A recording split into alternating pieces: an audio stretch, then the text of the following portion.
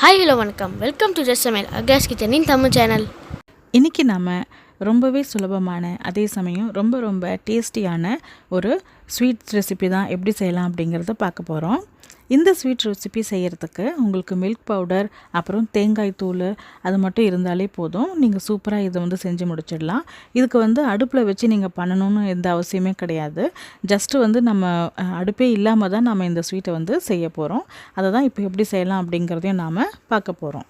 இதுக்கு தேவையான பொருட்கள் நான் டிஸ்கிரிப்ஷன் பாக்ஸில் கொடுத்துருக்கேன். நீங்கள் ஓப்பன் செஞ்சு பார்த்துக்கலாம். அப்படி இல்லை அப்படின்னா என்னோடய வெப்சைட்டில் நீங்கள் போய் பார்த்துக்கலாம். இதே ரெசிபி இங்கிலீஷில் பார்க்கணும் அப்படின்னா என்னோடய அகிலாஸ் கிச்சன் சேனலில் போய் நீங்கள் பார்த்துக்கலாம். என்னுடைய வீடியோஸ் நீங்கள் இப்போ தான் ஃபர்ஸ்ட் டைம் பார்க்குறதா இருந்ததுன்னா என்னோடய சேனலுக்கு நீங்கள் சப்ஸ்கிரைப் பண்ணிக்கோங்க. அதே மாதிரி என்னுடைய வீடியோஸ் உங்களுக்கு பிடிச்சிருக்கு அப்படின்னா நோட்டிஃபிகேஷன் பெல் ஐக்கானையும் நீங்கள் கிளிக் பண்ணிக்கலாம். அப்போ தான் நான் புதுசாக போடுற எல்லா வீடியோஸும் உங்களுக்கு நோட்டிஃபிகேஷனில் வரும். வாங்க இப்போ எப்படி நாம் இந்த மில்க் பவுடர் கோகோனட் ரோல் பண்ணலாம் அப்படிங்கிறத பார்ப்போம். இந்த மில்க் பவுடர் கோகோனட் ரோல் பண்ணுறதுக்காக நான் 1 கப்புக்கு மில்க் பவுடர் எடுத்துட்டுருக்கேன். அதை ஒரு நான்ஸ்டிக் கடாயில் சேர்த்துக்கிறேன். ஸோ பிசையும் போது எனக்கு ஈஸியாக இருக்கும். அதனால தான் நான் இந்த மாதிரி பண்ணுறேன். இது கூட நாம் 1/2 கப்புக்கு டெசிகேட்டட் கோகோனட் எடுத்துக்கலாம். ஸோ உங்கள்கிட்ட டெசிகேட்டட் கோகோனட் இல்லை அப்படின்னா நீங்கள் நார்மல் தேங்காய் தூள் இருக்குது பாருங்கள். ஸோ அதை துருவிய தேங்காய் நல்லா வறுத்துட்டு அதை சேர்த்துக்கலாம். அப்படி இல்லை அப்படின்னா இப்போ கடையில் தேங்காய் பவுடர் கூட கிடைக்குது. அதையும் சேர்த்து நீங்கள் செய்யலாம். இப்போ இதில் 3 டேபிள் ஸ்பூன் சுகர் பவுடர் நம்ம சேர்க்க போகிறோம். ஏற்கனவே மில்க் பவுடரில் ஸ்வீட்னஸ் இருக்கும். அதனால் உங்களுக்கு உங்கள் ஸ்வீட்னஸுக்கு ஏற்ற மாதிரி நீங்கள் அட்ஜஸ்ட் பண்ணி சேர்த்துக்கோங்க. பிறகு இதில் ஒரு 1/4 டீஸ்பூனுக்கும் குறைவாக ஏலக்காய் தூளை நம்ம சேர்த்துக்கலாம். ஸோ எல்லாத்தையும் சேர்த்து நல்லா நம்ம மிக்ஸ் பண்ணி எடுத்துக்கலாம். அதே மாதிரி உங்கள்கிட்ட சுகர் பவுடர் இல்லை அப்படின்னா நார்மல் சர்க்கரையை மிக்சியில் அரைச்சி நீங்கள் சேர்த்துக்கலாம். ஸோ கவனமாக சேர்த்துக்கோங்க. நான் சொன்ன மாதிரி ஏற்கனவே இதில் மில்க் பவுடரில் ஸ்வீட்னஸ் அதிகமாக இருக்கும். ஸோ இப்போ இதில் நம்ம நல்லா கிளறின பிறகு 2 டேபிள் ஸ்பூனுக்கு நெய்யை சேர்த்துக்கலாம்.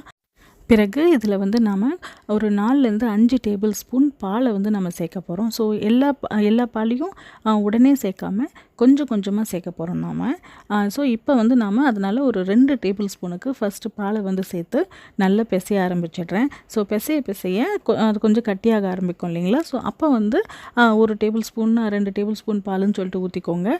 நிறைய ஊற்றிட்டிங்க அப்படின்னா ரொம்ப குழன்னு ஆகிடும். அதனால் பார்த்து கவனமாக நீங்கள் சேர்த்துக்கோங்க பாலை. அதே மாதிரி உங்கள் கையிலலாம் பிச்சு பிச்சுன்னு ஒட்டுற மாதிரி இருந்தது அப்படின்னா கையில் லைட்டாக ஒரு 2 சொட்டு நெய்யை தடவிட்டு நீங்கள் பிசைச்சிங்க அப்படின்னா உங்களுக்கு எதுவும் ஒட்டாமல் வரும். ஸோ இப்போ பாருங்கள் நல்லா நான் பிசைஞ்சு எடுத்துக்கிட்டேன். இந்த மாதிரி நீங்கள் பிசைய நல்ல ஒரு ரொம்ப சாஃப்டான மாவு மாதிரி வந்துடும். நல்ல சப்பாத்தி மாவு மாதிரி ரொம்பவே நல்ல சாஃப்டாக வரும். ஸோ இந்த பதத்துக்கு வரணும். ஸோ இதுதான் கரெக்டான பதம். ஸோ இந்த பதத்துக்கு வந்த பிறகு இங்கே பாருங்கள் நான் அமுத்தி காமிக்கிறேன். ஸோ எவ்வளோ சாஃப்டாக வந்திருக்கு பாருங்கள். ஸோ இந்த மாதிரி தான் வரணும் உங்களுக்கு. ஸோ இந்த மாதிரி வந்த பிறகு நாம் இதை ஒரு 2 பங்காக நம்ம பிரிச்சுக்கலாம்.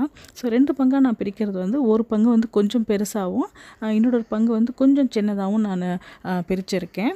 நீங்கள் பார்த்தீங்கன்னா தெரியும். ஸோ இது ஏன் அப்படின்னா நம்ம இந்த சின்ன பங்கில் நம்ம கொஞ்சம் ஏதாவது கலரை சேர்த்துக்க போகிறோம். ஸோ அதனால தான் அதை கொஞ்சமாக நான் பண்ணியிருக்கேன். இப்போ நம்ம பெருசாக பண்ணியிருக்கோம் பாருங்கள். ஸோ அந்த உருண்டையை நம்ம தனியாக எடுத்து வச்சுப்போம். இப்போ சின்ன உருண்டையை நம்ம கொஞ்சமாக ஆரஞ்சு கலர் நான் சேர்க்க போகிறேன். உங்களுக்கு பிடிச்ச கலர் நீங்கள் சேர்த்துக்கலாம்.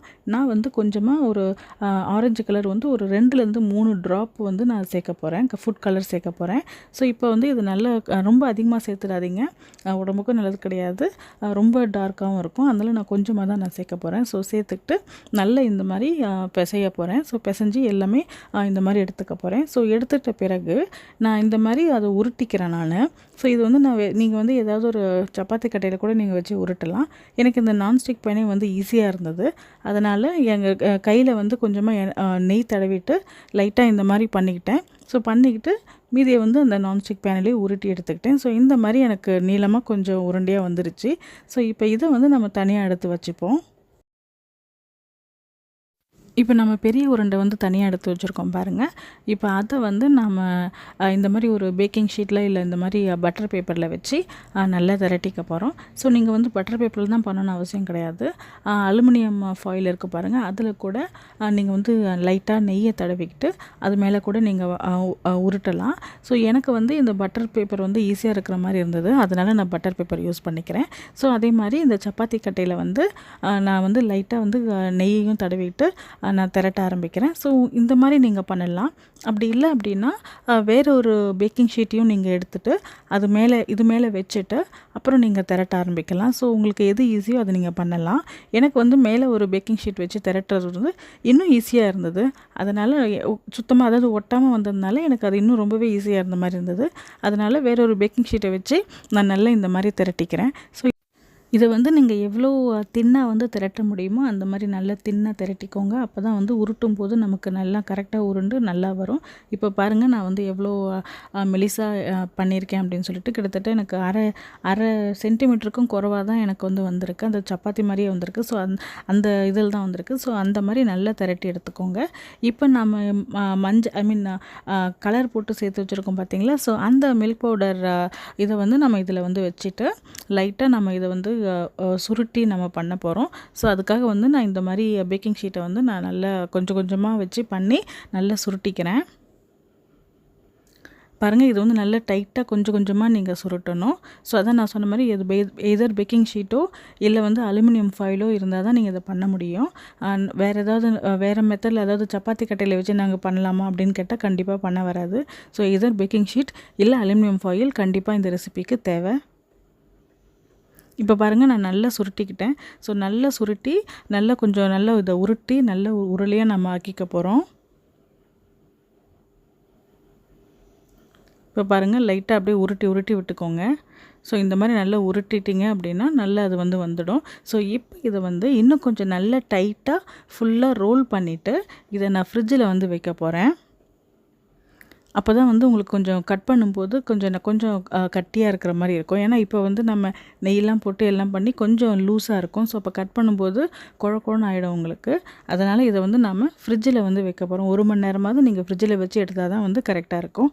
ஃப்ரீசரில் வைக்கணும்னு அவசியம் கிடையாது. நார்மல் ஃப்ரிட்ஜிலே வச்சிங்கன்னா கரெக்டாக இருக்கும். உங்களுக்கு வேணும் அப்படின்னா நீங்கள் அலுமினியம் ஃபாயிலில் கூட நல்ல சைடெல்லாம் கூட நாங்கள் நல்லா முறுக்கி விட்டுட்டு நீங்கள் ஃப்ரிட்ஜில் வைக்கலாம்.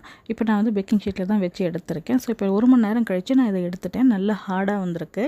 இப்போ நம்ம ஒரு ஷார்ப்பான கத்தியை வச்சு, இதுக்கு வந்து கண்டிப்பாக ஷார்ப்பான கத்தி தான் தேவை. அப்படி இல்லை அப்படின்னா உங்களுக்கு அந்த மாதிரி இருக்கும் பார்த்தீங்களா, ரம்ப மாதிரி இருக்கும் பார்த்தீங்களா, ஸோ அந்த கத்தியை நீங்கள் யூஸ் பண்ணிக்கலாம். ஏன்னா அப்போ தான் வந்து உங்களுக்கு கட் பண்ணுறதுக்கு ஈஸியாக வரும். இல்லைன்னா வந்து இது வந்து ரோல் மாதிரி வராது, ஒரு மாதிரி செமி சர்க்கிள் மாதிரி ஆகிடும் நீங்கள் கட் பண்ணும்போது. ஸோ அதனால் அதனால் வந்து ஒரு ஷார்ப்பான கத்தியை வச்சு நீங்கள் நல்லா இந்த மாதிரி கட் பண்ணிக்கோங்க. அதே மாதிரி கத்தியில் வந்து உங்களுக்கு தேவைப்பட்டுச்சு அப்படின்னா நீங்கள் லைட்டாக நெய்யை வந்து தடவிக்கலாம். ஸோ இந்த மாதிரி நான் கட் பண்ணி எடுத்துக்கிறேன். பாருங்கள் எவ்வளோ அழகாக வந்திருக்கு பாருங்கள். ஸோ இப்போ இன்னும் கொஞ்சம் ஆக்சுவலாக எனக்கிட்ட அந்த மில்க் பவுடர் வந்து அந்த ஒயிட் கலர் இருந்தது அப்படின்னா இன்னும் கொஞ்சம் நல்லா பண்ணியிருக்கலாம். ஸோ இப்போ வந்து எனக்கு சின்னதாக தான் வந்திருக்கு. ஸோ இப்போ இதை வந்து நான் எல்லாத்தையும் நல்லா கட் பண்ணி இந்த மாதிரி எடுத்திருக்கேன். எல்லாம் நல்லா அழகாக வந்திருக்கு பாருங்கள். இப்போ மோஸ்ட்லி வந்து நம்மளோடது முடிஞ்சிருச்சு. நம்மளுடைய மில்க் பவுடர் கோகோனட் ரோல்ஸ் வந்து முடிஞ்சிருச்சு. இப்போ வந்து நீங்கள் இந்த ஸ்டெப்போடையே நிறுத்தணும் அப்படின்னா நீங்கள் நிறுத்திட்டு சர்வ் பண்ணிக்கலாம்.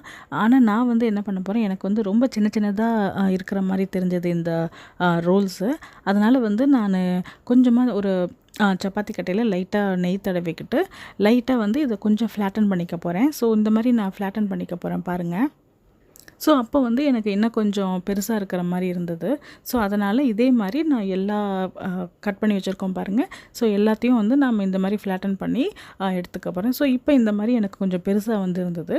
இது பண்ணணும்னு சொல்லிட்டு அவசியம் கிடையாது. எனக்கு வேணும் அப்படிங்கிறதுனால நான் இந்த மாதிரி பண்ணிக்கிட்டேன். ஸோ உங்களுக்கு வேணும் அப்படின்னா நீங்களும் பண்ணலாம். அப்படி இல்லை அப்படின்னா நான் முன்னாடி சொன்ன பார்த்தீங்களா, அந்த ஸ்டெப்போடையே வந்து நீங்கள் நிறுத்திக்கலாம்.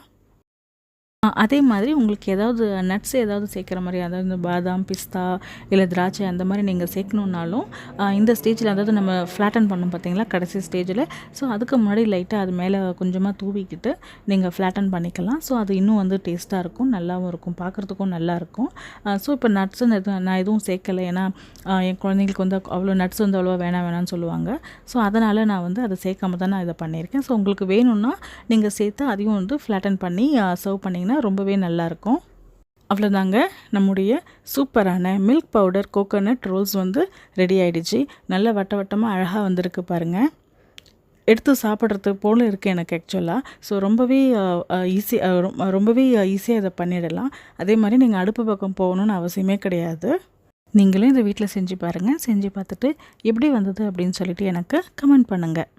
இந்த வீடியோ உங்களுக்கு பிடிச்சிருந்ததுன்னா லைக் பண்ணுங்கள், ஷேர் பண்ணுங்கள் மற்றும் சப்ஸ்கிரைப் பண்ணுங்கள். அதே மாதிரி என்னுடைய வீடியோஸ் உங்களுக்கு நோட்டிஃபிகேஷனில் வரணும் அப்படின்னா பெல் ஐக்கானை கிளிக் பண்ணிக்கோங்க. மீண்டும் வேறொரு புதிய வீடியோவுடன் உங்களை நான் சந்திக்கிறேன். அதுவரை வீடியோ பார்த்ததுக்கு மிக்க நன்றி. ரசித்து ரசித்து சமைங்க, ருசித்து ருசித்து சாப்பிடுங்க.